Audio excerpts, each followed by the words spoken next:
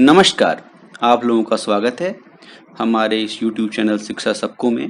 हम लोग आज माध्यमिक कक्षा हाई स्कूल NIOS का अर्थशास्त्र विषय पढ़ेंगे, जिसके के अंतर्गत हम लोग अभी तक 2 मॉड्यूल पूरे कर चुके हैं, जिसमें हमने 6 अध्याय पढ़े हैं। तो आज मॉड्यूल 3 हम शुरू करेंगे, जिसका कि शीर्षक है वस्तुओं और सेवाओं का उत्पादन करना।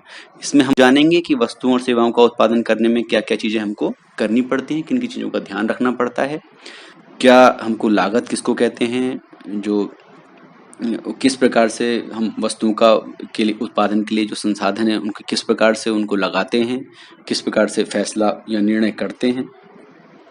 इस मॉड्यूल 3 के अंतर्गत जो अध्याय हम आज पढ़ने वाले हैं वो है अध्याय 7, जिसका कि शीर्षक है उत्पादन।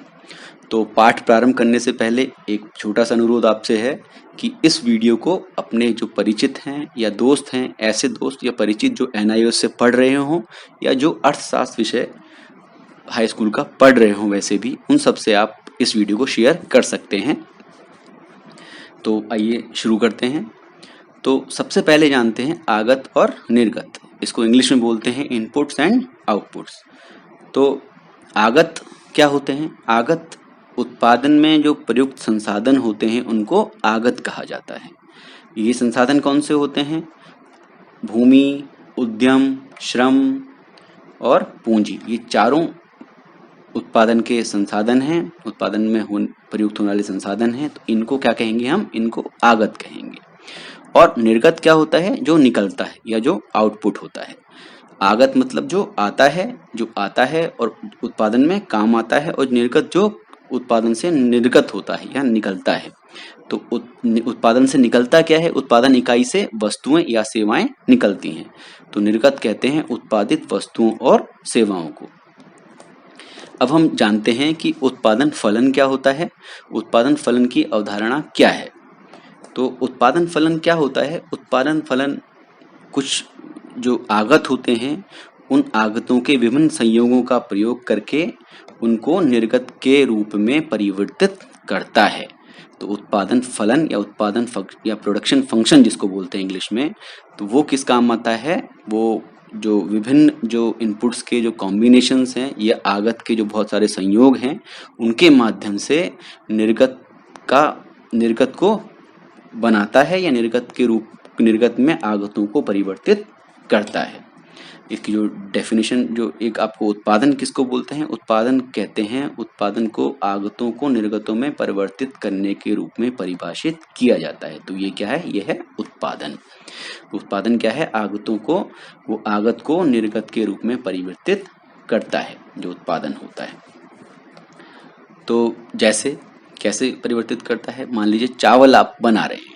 चावल बना रहे हैं मतलब चावल पैदा कर रहे हैं। चावल खेत में पैदा होता है, उसके लिए क्या चाहिए होता है? उसके लिए कृषि भूमि चाहिए होती है, ये एक आगत है।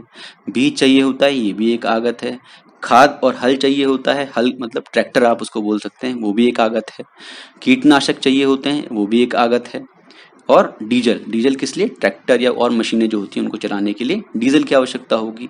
तो ये बहुत सारे विभिन्न प्रकार के आगतों को मिलाकर आप लोग उत्पादन के माध्यम से इसको किस में परिवर्तित कर देते हैं? चावल में परिवर्तित कर देते हैं, चावल का उत्पादन कर देते हैं।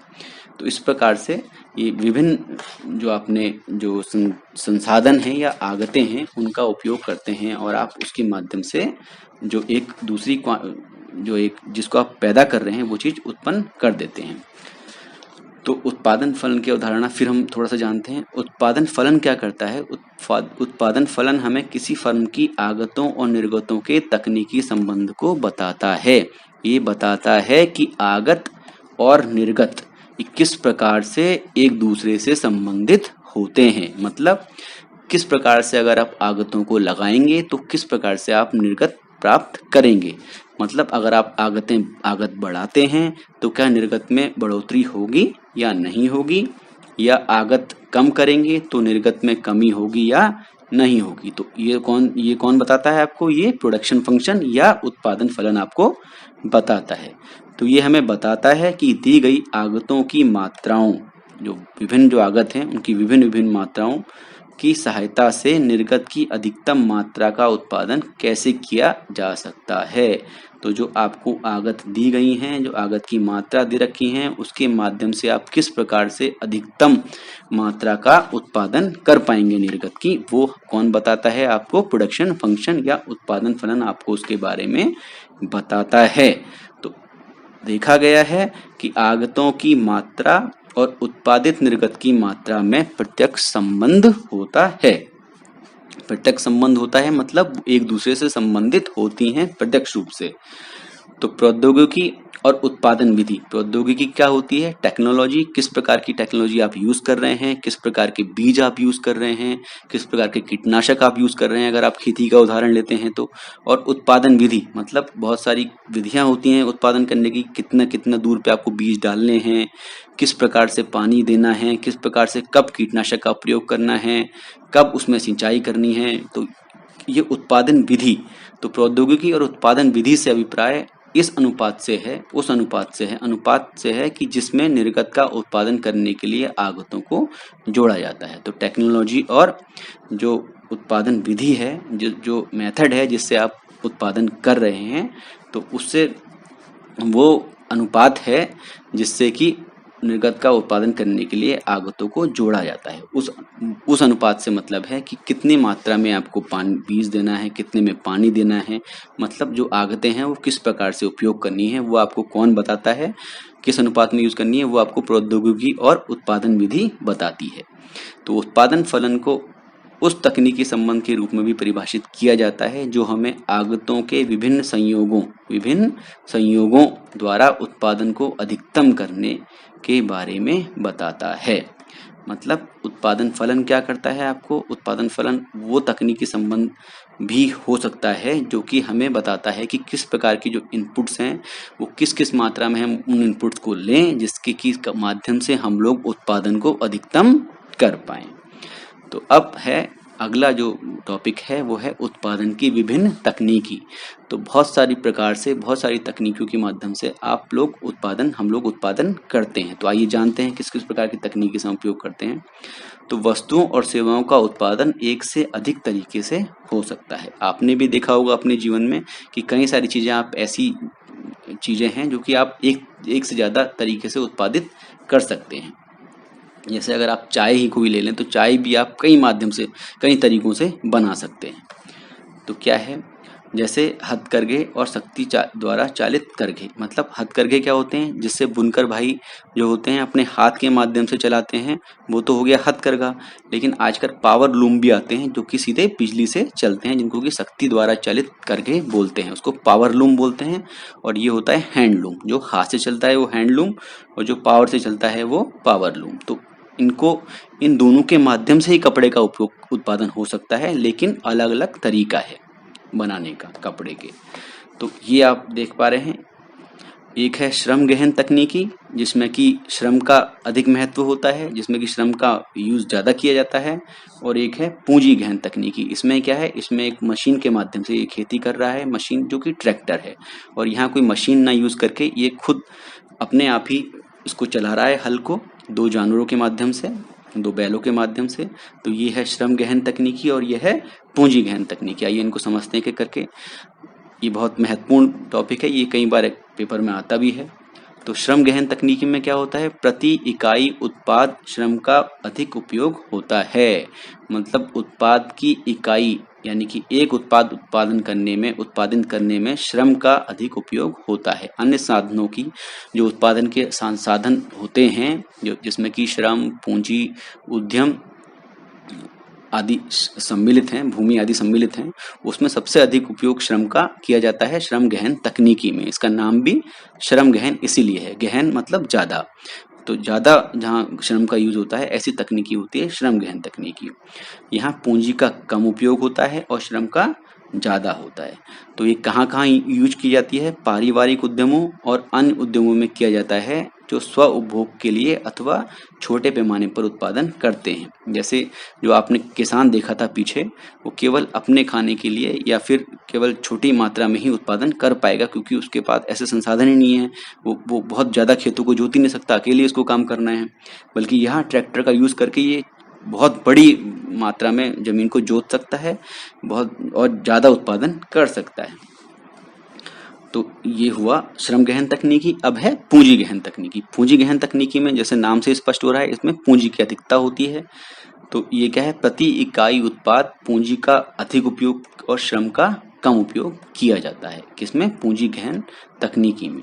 तो एक इकाई उत्पाद को, मतलब एक उत्पाद को बनाने में पूंजी का अधिक उपयोग होगा और श्रम का कम होगा।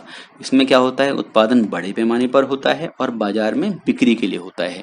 जो श्रम गहन तकनीकी थी उसमें स्वयं के उपभोग के लिए होता है मैक्सिमम, अधिकतम।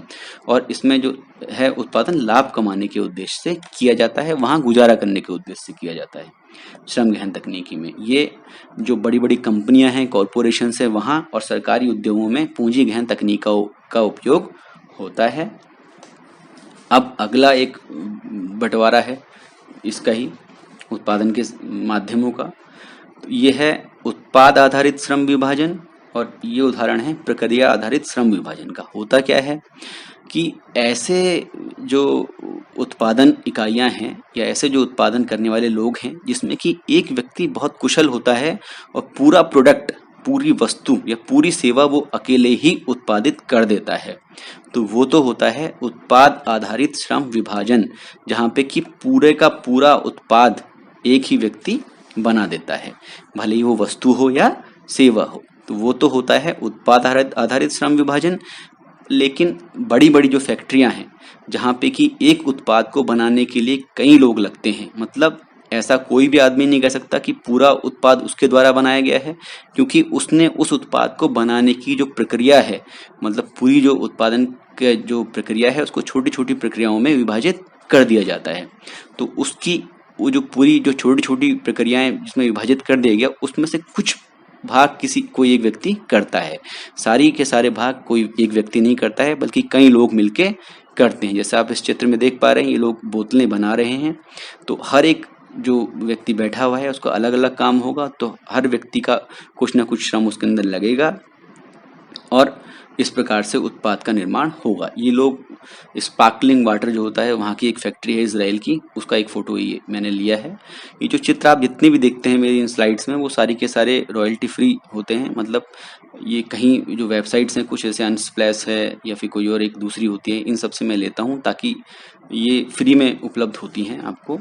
ये जो दिखा रखा है, इसमें दिखा रखा है कि किस प्रकार से जो स्पार्कलिंग वाटर है उसके लिए बोतलों का निर्माण किया जा रहा है। तो ये एक प्रक्रिया आधारित श्रम विभाजन का उदाहरण है। तो एक एक करके इनके बारे में भी थोड़ा थोड़ा शॉर्ट में पढ़ लेते हैं।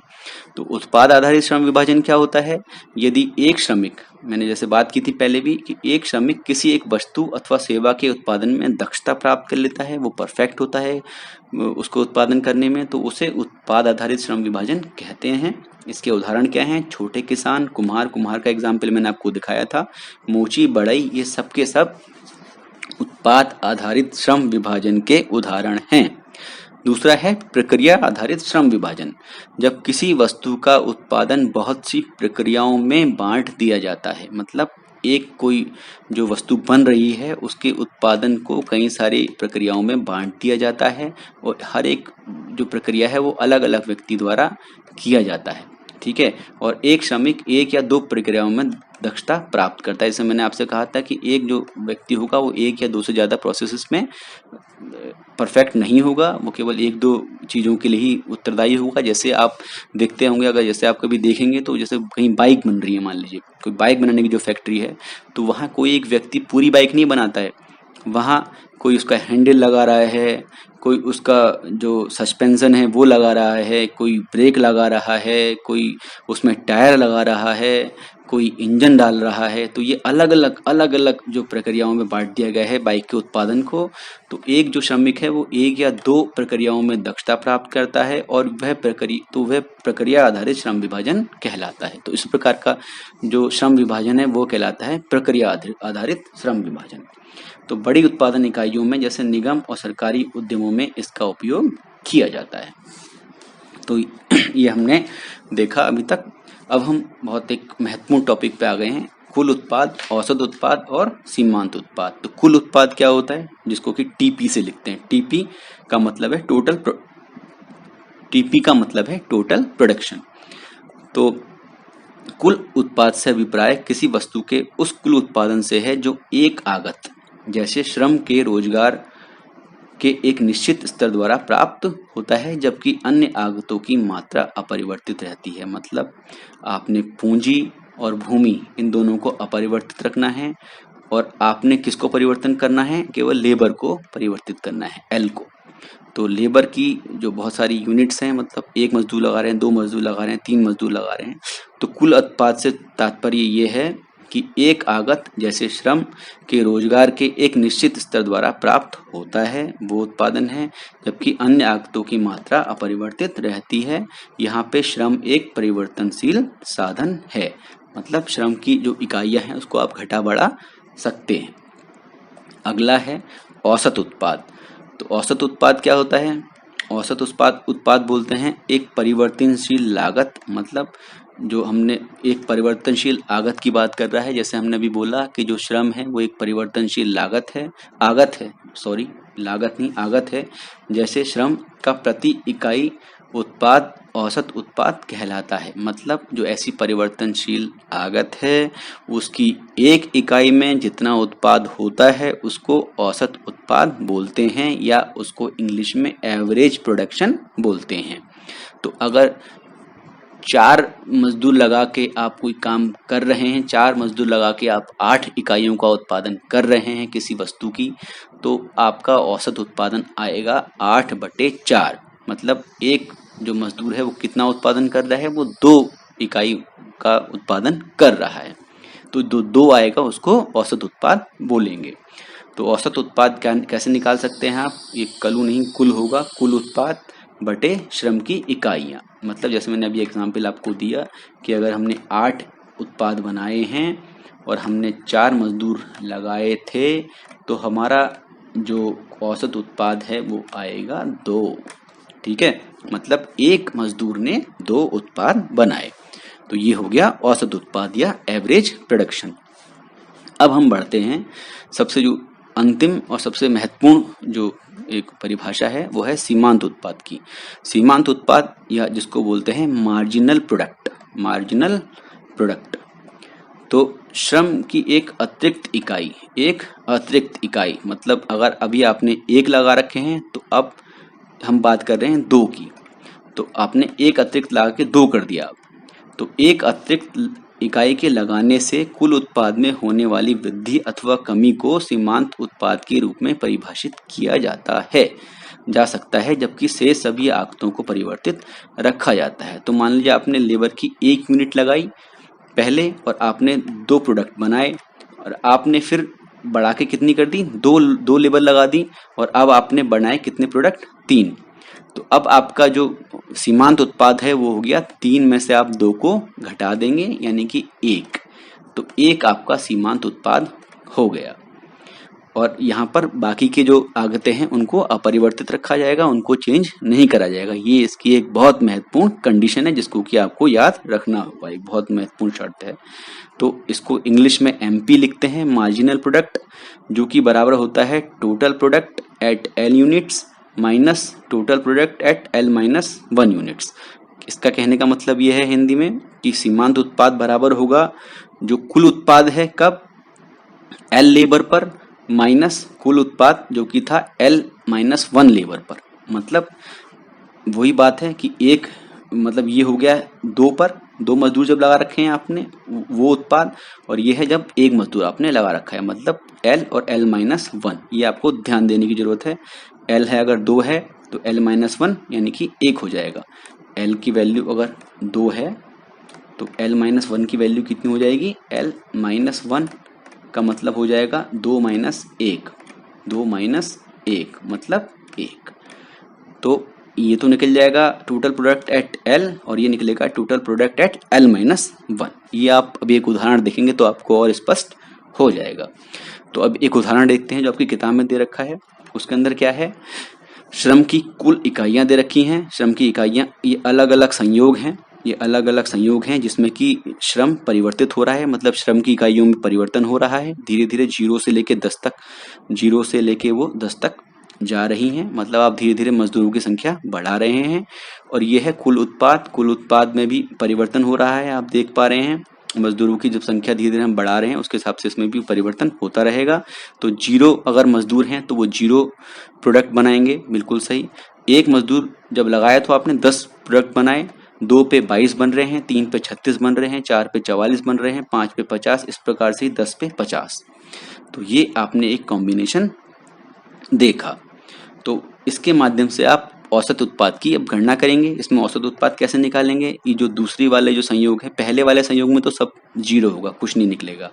दूसरा जो संयोग है, इसमें जब आपने 1 मजदूर लगाया, आपने कुल उत्पादन 10 का किया, तो 10/1 अगर आप करेंगे तो, क्योंकि आपको पता है औसत कैसे निकालते हैं, कुल डिवाइड बाई लेबर, कुल यानी कि total product divide by labour, यानी कि 10 में आप 1 से भाग देंगे तो ये निकल आएगा 10। तो ये तो हो गया औसत उत्पाद।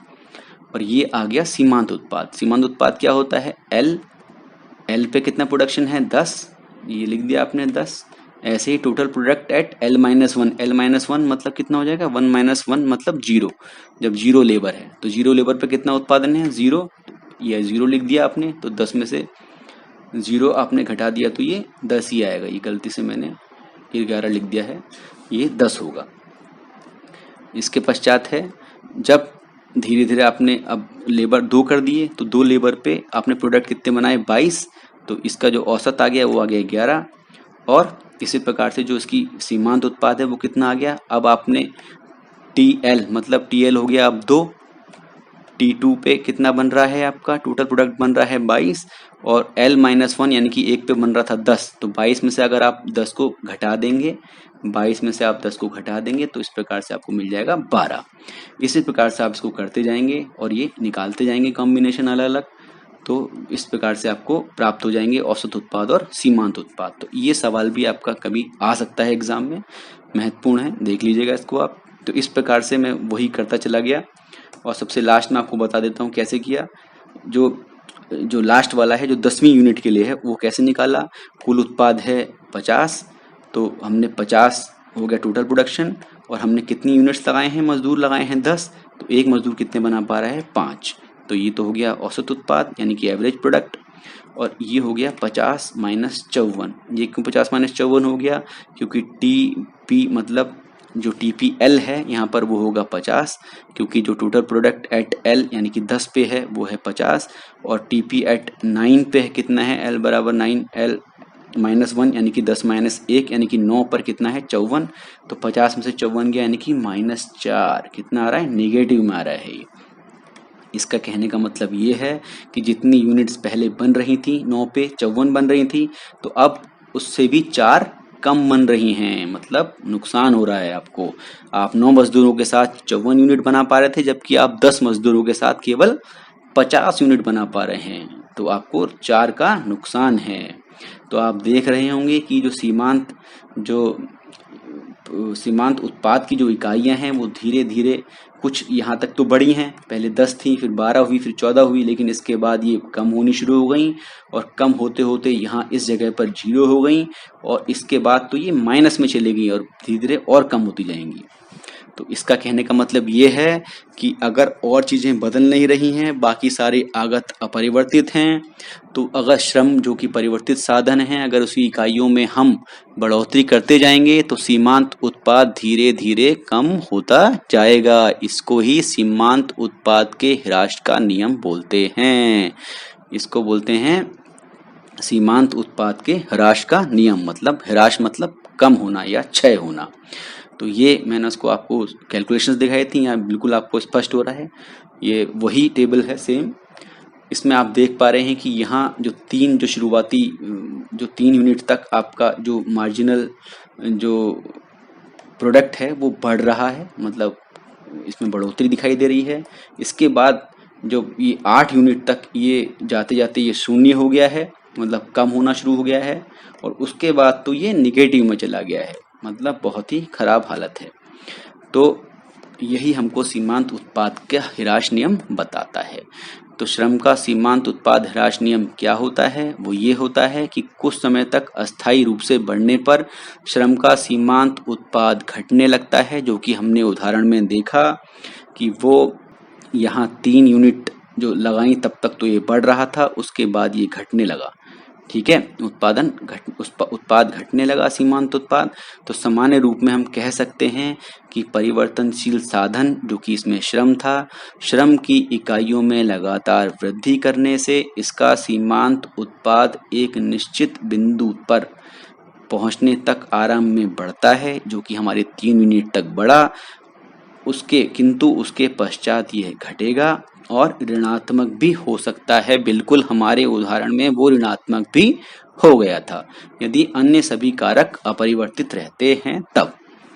तो ये बहुत महत्वपूर्ण नियम है, इसको आपको बहुत याद रखना चाहिए। ये अर्थशास्त्र का एक बहुत ही बेसिक आधारभूत नियम है। तो इसके अंतर्गत और क्या है, प्रत्येक श्रम की अतिरिक्त इकाई का उत्पाद अर्थात श्रम का सीमांत उत्पाद एक सीमा के पश्चात घटने लगता है। ये भी वही बात कह रहा है, यानी कि श्रम की अतिरिक्त इकाई लगाने से जरूरी नहीं कि अगर आप लेबर बढ़ाए जाएंगे धीरे धीरे तो आपका प्रोडक्शन बढ़ता जाएगा, बिल्कुल नहीं होगा। एक हद तक जाके बढ़ेगा, उसके बाद वो कम होगा और बल्कि जो आपका प्रोडक्शन है वो भी धीरे धीरे कम होता जाएगा। क्यों? क्योंकि ऋणात्मक होती जाएगा जो सीमांत उत्पाद है आपका। तो परिवर्तनशील साधन में वृद्धि उस समय तक की जानी चाहिए जहां सीमांत उत्पाद न्यूनतम हो, जहां कम से कम हो, यानी कि शून्य जो हो गया वहां तक तो आप लेबर बढ़ा सकते हैं और सीमांत उत्पाद के ऋणात्मक होने से पहले ही रोजगार बंद कर देना चाहिए। इसका कहने का मतलब क्या है कि आप कहां तक लेबर बढ़ाइए, आप मैक्सिमम 8 लेबर तक अलाउ करिए। क्यों? क्योंकि यहाँ पर आपका ये मिनिमम हो गया है, 0 हो गया है जो सीमांत उत्पाद है। इसके बाद जो आप लेबर लगा रहे हैं, यानी कि आपने एक लेबर एक्स्ट्रा यहाँ लगा दी, 9 कर दी, फिर एक और लगा दी, तो इससे आपका उत्पाद नहीं बढ़ रहा है, इससे आपका उत्पाद कम हो रहा है। तो ये आपको एडवाइजेबल नहीं है, इसकी सलाह आपको नहीं दी जाती है, आपको उससे ज़्यादा रोजगार नहीं देना चाहिए। ठीक है, इसके बाद है उत्पादन प्रक्रिया। तो उत्पादन प्रक्रिया क्या होती है? उत्पादन प्रक्रिया शुरू होती है जब आप उत्पादन के साधनों का अरेंजमेंट करते हैं, उनको प्राप्त करते हैं, उनको उपलब्ध करवाते हैं और उसके बाद फिर क्या करते हैं, आप उन साधनों का उचित संयोग तैयार करते हैं। श्रम पूंजी कितनी मात्रा में लगानी है, आप जो श्रम का सीमांत उत्पाद ह्रास का नियम है उसका उपयोग करेंगे, उस हिसाब से श्रम का निश्चित करेंगे कितना लगाना है। फिर आप पूंजी को देखेंगे कि आपको कितना माल बनाना है, उसके लिए कितनी पूंजी की आवश्यकता होगी।